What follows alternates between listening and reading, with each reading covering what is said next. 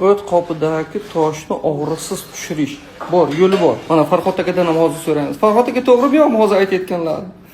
Aytganim yo'q. Xullas, bir 5-6 dona qizil lavlagini olasiz. Qizil lavlagini yuvib tozalab qaynating uni. Xohlang to'g'rang, xohlang to'g'ramang. Bir ko'proq suvga solib qaynating. Bir 4-5 litr suvga soling, rosa qaynating.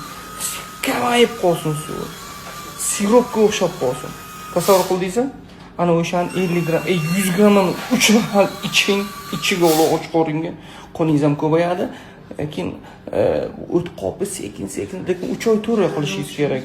3 oy 4 oy qilishingiz kerak o'sha narsani.